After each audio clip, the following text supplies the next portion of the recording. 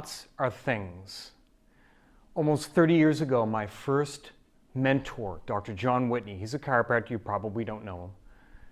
He started to help us transition from being a student, myself being a chiropractor, a student, into being a healthcare practitioner, into being a caring individual, into being a practitioner that will listen to the patients, assess the information, have great bedside manner, really focus on them, and be able to deliver quality healthcare, quality chiropractic.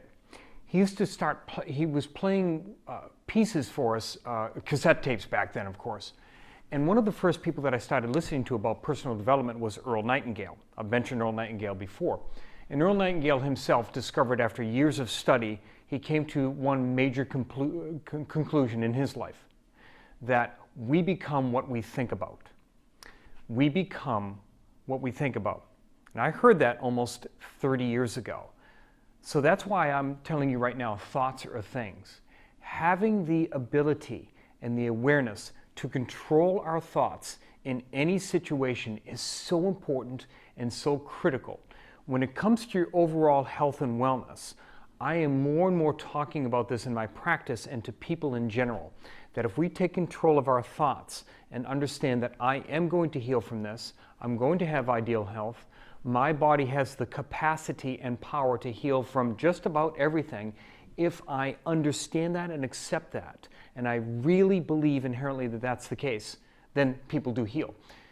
There are many, many doctors and scientists out there that are now concluding this when they see these spontaneous healing situations. So I've talked about Bruce Lipton with his book, The Biology of Belief. I'm listening to an audio book right now from a medical physician, Lisa Rankin, which is Mind Over Medicine.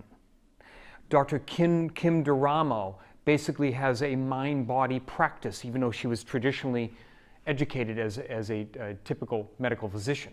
And basically they're coming in and saying your thoughts really matter. As a matter of fact, that is the foundation of health and wellness, is making sure you're taking control of your thoughts. Now, there are many processes and assistants out there. There are people and specialists, whether it's Tony Robbins or Louise Hay or Earl Nightingale that I'd mentioned, and the list goes on and on. Even Simon Sinek in the business community can help us understand how to take control of our thoughts. All of you know that that little motor is running in your frontal lobe all the time. Our brains are always going. You need to start to steer that. And that would be very much a meditation concept, a mindfulness concept, even a Buddhist type of concept, is steering your mind, understanding all you have is this moment right now and starting to take control of that, instead of letting the outside forces steer you. No one can stress us out without our consent. And you can take somebody that has had awful circumstances and they end up being beautiful people.